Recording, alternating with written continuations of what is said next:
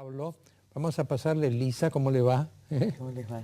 Dos tapes muy breves, uno con Cristina y otro con Lorenzetti. A ver, después de ahí, rumbeamos.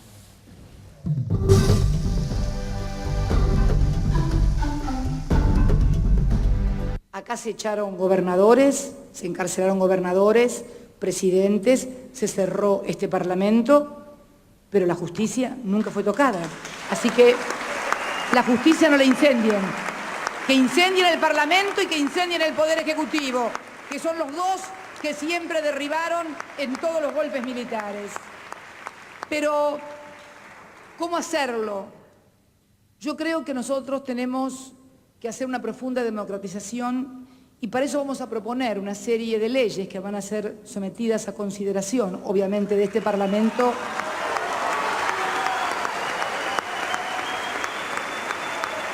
Durante el mes de marzo. La primera va a tener por objeto al Consejo de la Magistratura. Todos saben que yo fui constituyente, no estaba de acuerdo con el Consejo de la Magistratura porque sostenía, quienes fueron mis compañeros constituyentes lo deben saber, sostenía que iba a derivar en un criterio corporativo porque los profesionales por propia definición, las profesiones vienen desde la Edad Media, son corporativas por propia definición. Lo son los médicos, lo son los abogados, lo son los jueces. Es más, recuerdo que cuando discutimos la última reforma del Consejo de la Magistratura, un senador de la oposición que integraba el Consejo de la Magistratura me dijo, pero los jueces nunca votan contra los jueces. Está grabado en versión taquigráfica. O sea, él integraba el Consejo de la Magistratura por la oposición. ¿Cuál es la propuesta? He leído atentamente. No se va a reformar ninguna constitución, quédense todos tranquilos. Así que los que pensaban que esto de la democratización de la justicia era una excusa, que se olviden.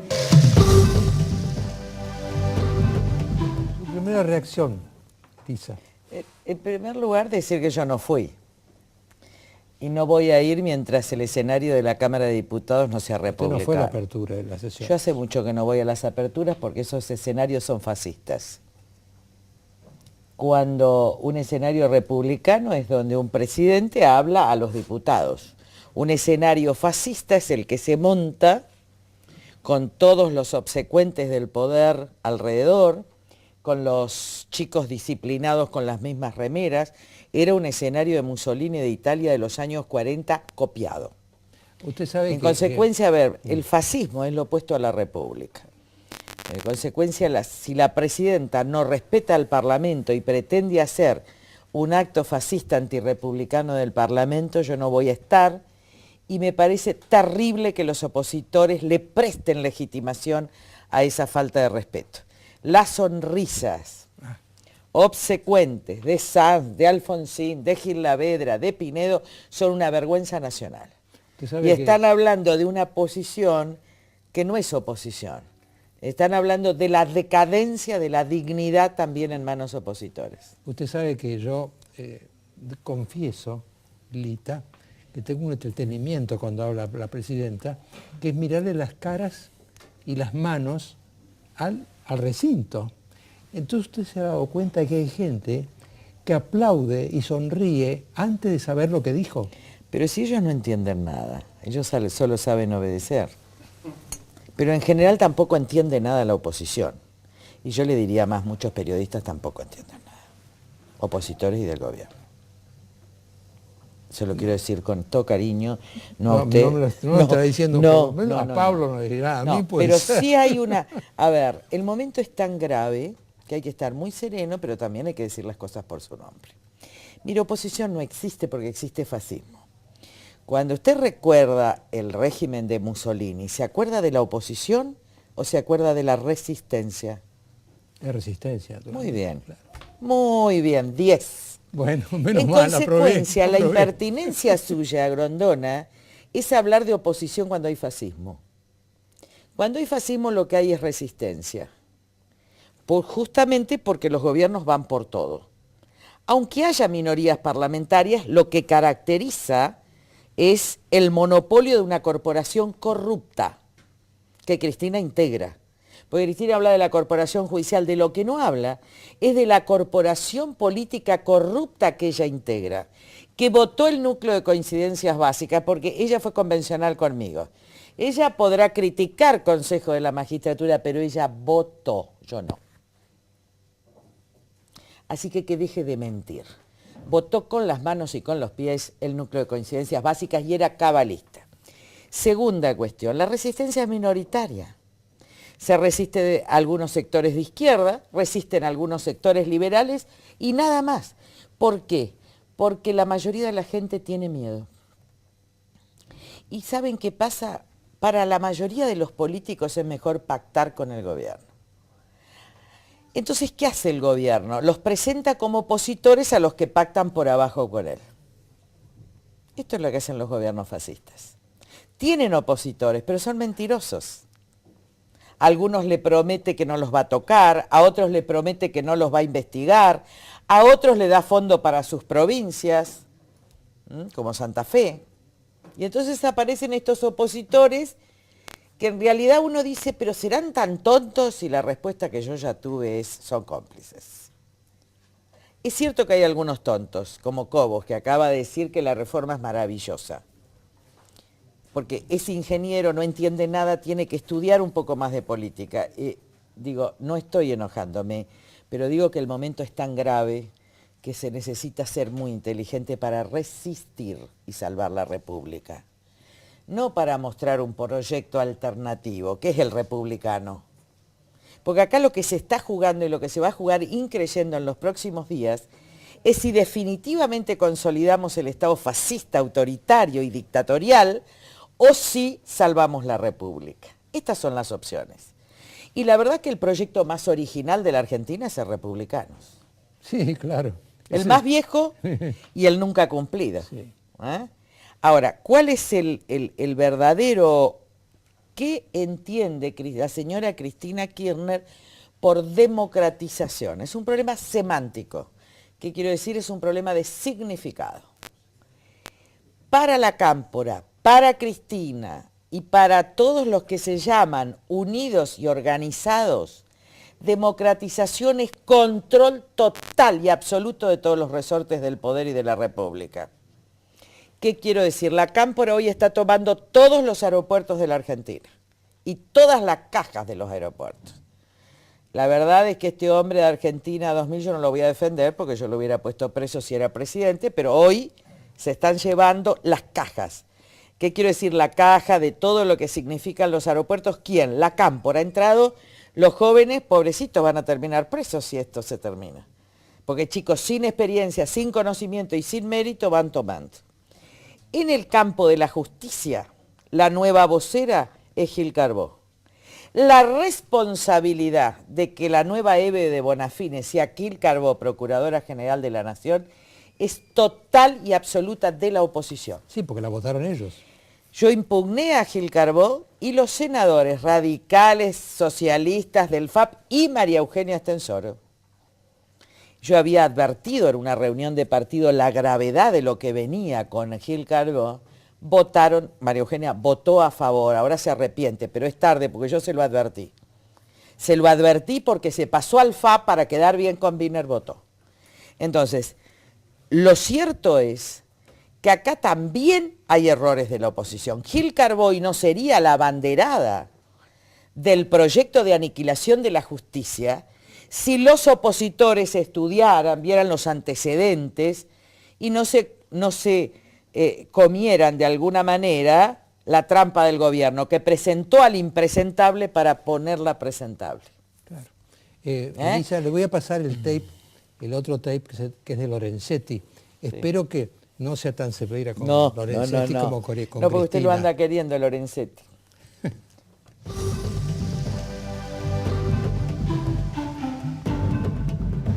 Pero nadie cambia el reglamento o el árbitro para poder ganar el partido. Nuestra historia, en cambio, muestra que hemos cuestionado y cambiado las reglas básicas. Hemos apostado a una refundación constante, a un debate permanente sobre los fundamentos. La consecuencia de esto es que cuando creemos haber llegado a una conquista, viene otro periodo y cambia la dirección. La Corte no debe gobernar, debe ser consistente con las mayorías del pueblo, es decir, con lo que va haciendo el Poder Ejecutivo y los poderes legislativos a través de las leyes. Pero no siempre es así, porque hay suficiente experiencia en el mundo que muestran que las mayorías han tomado decisiones inconstitucionales muy graves, como por ejemplo apoyar el Holocausto, el terrorismo de Estado o la pena de muerte. Por eso es que existen derechos humanos que son inderogables. Por eso se habla de democracia constitucional. Por eso es que las decisiones de las mayorías pueden ser declaradas inconstitucionales por los jueces cuando son contrarias a lo que denominamos el bloque de constitucionalidad. Nunca hemos dicho al poder político lo que tiene que hacer, sino que hemos dicho lo que es contrario a la Constitución.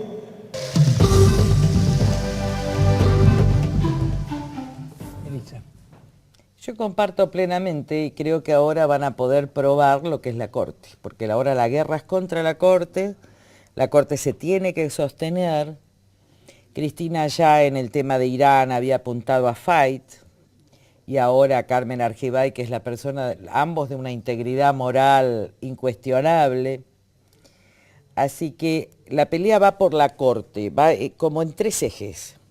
Por la Corte, para acusarla de defender a la corporación judicial, es decir, que la corporación más corrupta del país acusa a la corporación judicial. La segunda vía es poner cámaras de casación, que esto tarda un poco más, para poner camporistas controlando a los jueces de las cámaras federales en lo civil, comercial, contencioso, es decir, una guardia pretoriana kirchnerista para avasallar lo poco de justicia independiente que queda. Va a reducir el otro proyecto las medidas cautelares para que si una persona concreta quiere decir, miren, me acaban de saquear la casa el gobierno o la cosecha o lo que sea, le diga, no puede, tiene que esperar el juicio, con lo cual no se va a poder preservar del daño. Y con esta excusa del impuesto a las ganancias que la Corte tiene que dictar inmediatamente la acordada porque es real, nosotros dictamos la ley es constitucional, esto viene de la Corte de Nazareno, pero hay que arreglarlo, y el Tribunal de Ética Pública lo sancionamos cuando estaba Cristina, el problema es que tuvieron 10 años, no lo pusieron en ejecución, ellos tienen que integrar el tribunal. Así que guarda que esta es la misma trampa de la ley de medios. Por el otro lado, Cristina está asfixiando a los medios escritos que no son del gobierno, quitándoles propaganda, presionando a los empresarios, es decir, que objetivamente vamos a la dictadura. En la dictadura las elecciones son fraudulentas, hay una aparente democracia, hay un cesarismo plebiscitario, ella se cree Napoleón, habla disparate sobre cosas que no sabe, miente descaradamente en Ama y Aidaya porque yo soy testigo y ella está mintiendo, o como lo hace con consejo de la magistratura. Como dijo Beatriz Arlo, hablar corrido no es hablar bien, se pelea con los papeles pero jamás leyó un expediente completo, ¿verdad?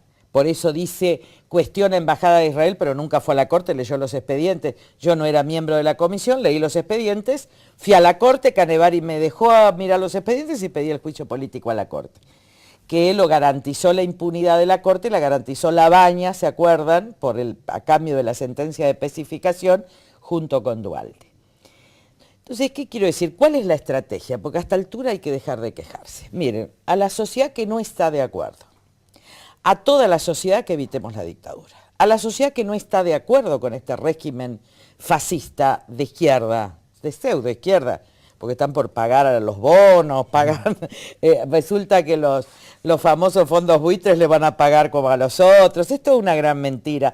Vieron que hasta Vudú parecía un angelito con la música del himno nacional. Yo decía, mirá, Moreno, Vudú, parecen ángeles bajando y subiendo del cielo según lo enfocaba la TV pública. Es una farsa total. Ahora, ¿cuál es la estrategia? Primero, no va a poder la oposición sola porque la gente votó muy mal. Ustedes perdonen, ustedes tienen que analizar, votaron muy mal. Votaron a Duhalde y no está por ningún lado. Votaron a, ¿cómo se llama este señor que está en San Luis? Que a usted le encanta, sí. Rezo le encanta a él. Rodríguez Sá no está en ningún lado. Está actuando. Votaron a Wiener, María Eugenia Bilsa dice, primero no está en ningún lado, segundo María Eugenia Bilsa dice tiene un acuerdo con el rosismo y la presidenta. Ricardito Alfonsín no hablemos, porque le dice a la mira Cristinita, como diciendo gracias Cristinita por acordarte de no sé qué máquina que le regalaron ahí para Chascomús, es terrible. Ahora, yo saqué el 1,8, la verdad es que yo tendría que estar tirada, ahora estamos en el 14, no hay problema, pero digo, votamos mal. Cuando los pueblos votan mal, se producen estos problemas. No hay oposición, pero no hay oposición no porque sea mala y la gente votó bien. Es que la gente se comió el mensaje de Cristina. El mejor opositor es Wiener, votaron a Wiener. Claro, si Wiener tenía acuerdos con ella. El segundo era Ricardito, tercero Ricardito, que hacía el trencito en Chascomús. El otro era Rodríguez Sá, que una vez que se retiraba, le sacaba votos a Duhalde y después iba a pasear con esta chica que tiene de esposa, que es lindísima. El gobierno, y la que había que eliminar, esa Carrió, porque era la que disciplinaba a la oposición en el Congreso, porque era la que no tenía miedo, y Cristina logró todos sus objetivos. Con el apoyo del periodismo independiente, con el apoyo del pensamiento de conveniencia, que es quién va a ganar el partido, entonces voto a la conveniencia. Y ahora nos encontramos con que somos muy pocos opositores, yo incluso en mi propia fuerza, hay muchos que no quieren pedirle juicio político a la presidenta. Así que va a tener que ayudar el pueblo. Pero ese pueblo tiene que elegir quién lo lidera. Elija. No es júntense, porque esto elude la elección. Cuando yo digo resuelvan, es como digo, ay, resuelvan entre ustedes. No. Ustedes elijan un líder opositor y un líder de resistencia, como eligió Francia de Gaulle. Si no lo eligen, no le dan poder a nadie. En consecuencia tenemos, esperen, una Cristina que tiene todo el poder de Unidos Organizados, más el 50%, y una oposición donde la gente que vota en la oposición no le da poder a nadie. Así no se puede jugar, muchachos. Les digo a todos, los quiero mucho, elijan un opositor. Porque mi poder no es político, es personal. Como a mí no me pueden voltear, porque no me pueden decir nada, porque tengo la silla en la esquina de mi casa con la cual le comunico a dónde voy, cuándo vengo, ¿está? No tengo nada que esconder. Pues yo tengo poder personal. A mí la gente en las encuestas no me traslada un 30 o un 40% para decir luche. Hagan con algún opositor. Elijan una líder o un líder opositor. ¿Ahora usted elegiría alguno que no fuera usted? Mire, la gente tiene, esa es la democracia, yo no puedo decir elíjame a mí. Elija a los que luchan. ¿Yo qué hice en la capital para unir? Lo que traté de hacer. Primero, como los 3 senadores tienen que ser sí o sí opositores, yo dije, no, yo no voy a ser senadora. Si todos quieren ser senador, va a entrar Filmus. Entonces dije, no, voy a ser candidata a diputada. Esa es una contribución a la unidad. No los que hablan, unamos todos. A mí en mi partido, por ejemplo, María Eugenia Estensoro y en menor medida Alfonso Pratgay dicen que no sea candidata a nada, ni a senadora ni a diputada. Y me parece que esto es un error. Porque ¿quién va a hablar en el Parlamento Nacional? ¿Quién va a ser la voz aún en la minoría de un Parlamento Nacional? Esto es lo que está en discusión. ¿Quiénes están en la resistencia, además de usted? Yo creo que también el grupo de Pino Solanas está en la resistencia, aunque a veces, a ver, el grupo de Pino que nosotros estamos hablando puede votar por ideología, por concepción con el gobierno, pero nunca de mala fe. Lo que les puedo asegurar es que nunca cobra por abajo. Es buena gente. Yo les puedo asegurar que muchos opositores cobran por abajo. Cuando me tocó presupuesto, que yo los discipliné y les votamos en contra, había diputados de la oposición que paseaban por los pasillos Usted sabe diciendo que voten a favor con el gobierno. Por eso rompí el acuerdo con el radicalismo. Lilita, anoche vi una película que se llama Lincoln, cuando votaban el fin de la esclavitud. ¿Cómo compraban votos, Lilita? Era impresionante, pero vendían. Por eso, ese es el otro cuidado que hay que tener. Cuidado, yo lo adoro a Yoma, porque Yoma y yo somos amigos desde que veníamos a su programa y él defendía a Menem. Y yo decía, ¿vos creés en esa pista de Anillaco? ¿Vos creés lo que estás diciendo? ¿Te acordás? Programas memorables de Mariano Grondonó, donde yo me hice famosa, y el diputado Yoma, suelto de cuerpo, defendía la pista de Anillaco. Divino. Bueno, pero nos queremos mucho. Lo que quiero decir es, cuidado con votar a los PJ, porque si la gente dice voto a Massa, pero resulta que vienen los diputados atrás, esos diputados del PJ después los compra Cristina para la reelección. Ahora, Elisa, La verdad que, Elisa, digo, hay que darse cuenta de que estamos en un sistema fascista, corrupto. Elisa, ¿puedo meter un bocadillo? Sí. Porque si no, va a correr el mismo riesgo que aquello que critica. Así es. Tenés razón. La gente va a pensar que en un parlamento como este va a hablar 3 horas 45. No, nunca. Con Bueno. 20 minutos me alcanza. Bueno, No, pero yo podría perfectamente escuchar 3 horas 45 de Lilita. No así los 3:45 que hubo. Perdónenme, lo que pasa es que estoy muy cansada, tuve una semana muy estresada y es muy grave lo que viene. yo interpreto, porque comulgo con la idea de la resistencia y con la pusilanimidad y la indignidad de muchos. Si hiciéramos un censo del ámbito empresarial argentino, creo que se salva menos que del ámbito político, pero eso sería harina para otro costal.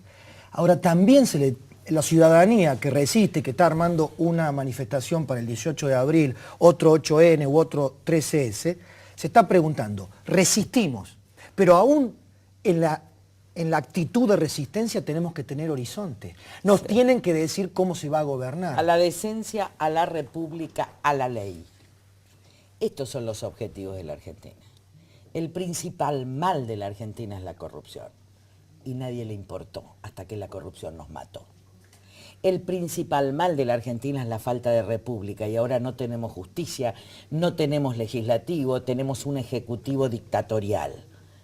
A la república tenemos que ir. Al cumplimiento de la ley tenemos que ir. Pero déjeme interpretar, A ver, déjeme sí. interpretar, es la última intervención que hago. Déjeme interpretar al televidente que está totalmente de acuerdo con el diagnóstico Sí. angustiante que acaba de hacer. Totalmente de No, acuerdo. yo no estoy angustiada, a mí me gusta la batalla. Pero permítale que esté angustiado el que está viéndola y escucha esto. No, porque esa gente está en la calle y está bien. Esa gente del 8N ahora tiene que estar poniendo el cuerpo. Yo confío en el pueblo. Yo no confío en la clase política, pero confío en Ahora, el pueblo. esa gente se estará preguntando, ¿con quiénes va a ir Elisa Carrió? ¿Con quiénes va a resistir y va a conducir a la república a la decencia? Con ellos.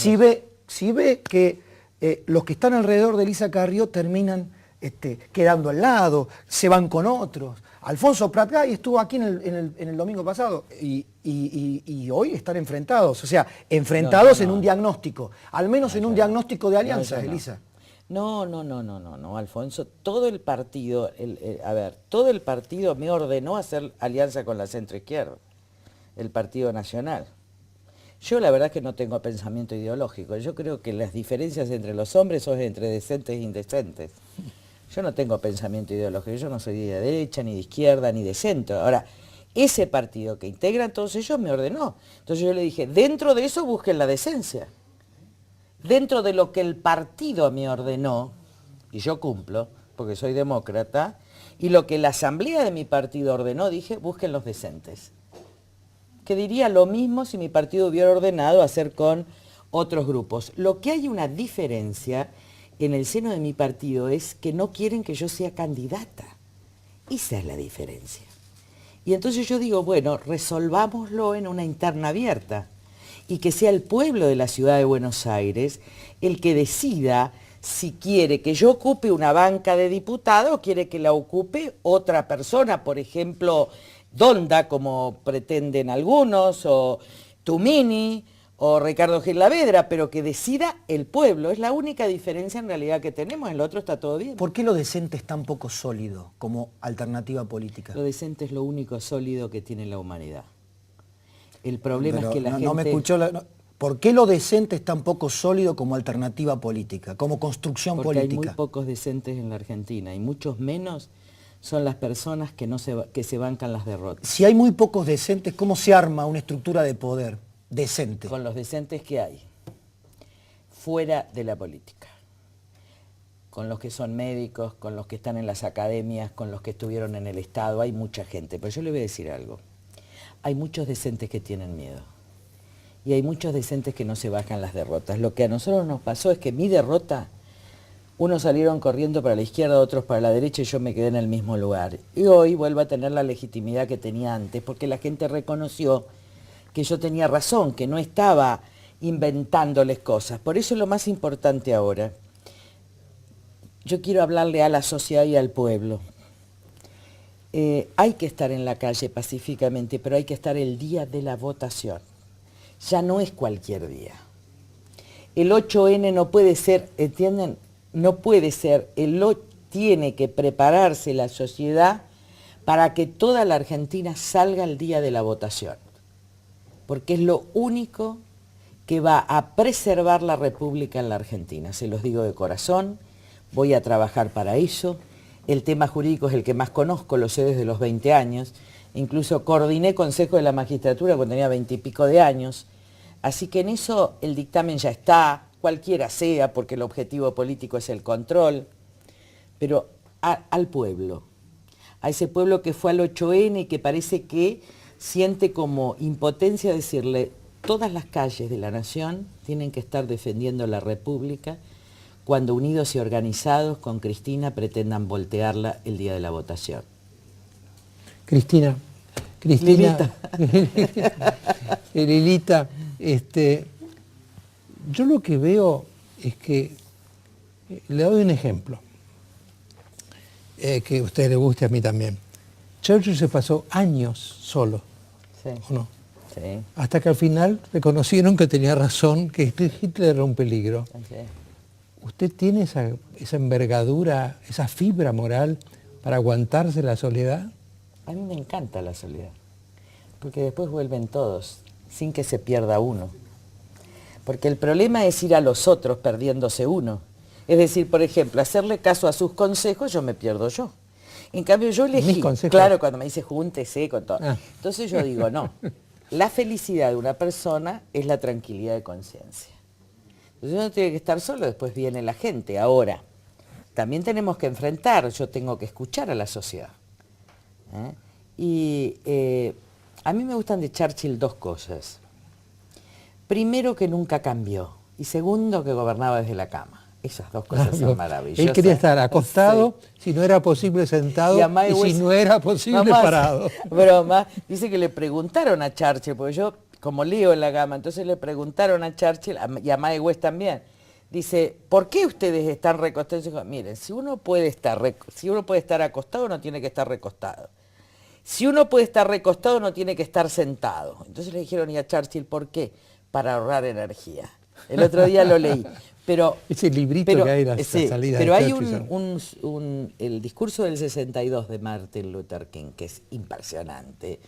El otro día lo leíamos con Gregorio Maqueda, él me lo traducía del inglés. Decía, miren, no hay pueblo cuyo sacrificio injusto no sea redentor. Racionalmente la Argentina no tiene salida, si eso es lo que usted me pregunta. Si lo que me preguntan todos desde hace años es si la Argentina con esta clase política, esta clase empresarial, este nivel de corrupción, este nivel, ¿tiene salida? Yo le contesto que no. Pero si usted me pregunta que si nosotros luchamos con todas nuestras fuerzas por la República, ¿es posible el cumplimiento de ese sueño? Yo le contesto que sí, y en muy poco tiempo. Pero esto depende del azar, del pueblo y de Dios. Entre el azar, el pueblo y Dios, o Aníbal Fernández, yo que soy creyente, apelo contra toda esperanza a ese Dios. ¿Qué quiero decir? Otros dirán, ahora, si este pueblo se convence que ese sueño es posible, podrá ver la República, como Martin Luther King murió, pero hoy está Obama y Michelle Obama. Entonces, no es que uno sea irracional, uno es más racional que yo y realista. Ahora, cuando uno es realista también sabe que puede salir. Si uno se encuentra en la Europa devastada después de la guerra, uno cree racionalmente que no hay salida. Pero todos trabajaron para salir y Europa volvió a crecer de una manera extraordinaria a los 15 años. Entonces, el problema nuestro como nación es que no creemos que nuestro esfuerzo, el esfuerzo por la decencia y por el mérito pueda tener sentido. Ahora, el milagro es la lucha y la fe, el trabajo y la fe. Es como una casa. Vos empieza un chico a trabajar acá y dice, yo quiero tener una casa, este es un sueño. Martin Luther King, ¿está? Empieza a trabajar, va ahorrando y un día tiene la casa. Los argentinos no queremos tener una casa digna. Cuando querramos y si trabajamos la vamos a poder tener. Hoy decimos, la única casa que podemos tener es la de los mafiosos. Muy bien, hay muchos argentinos que en esa casa no estamos dispuestos a vivir y queremos limpiar la casa. Lilita, muchas gracias. No, al contrario. Gracias.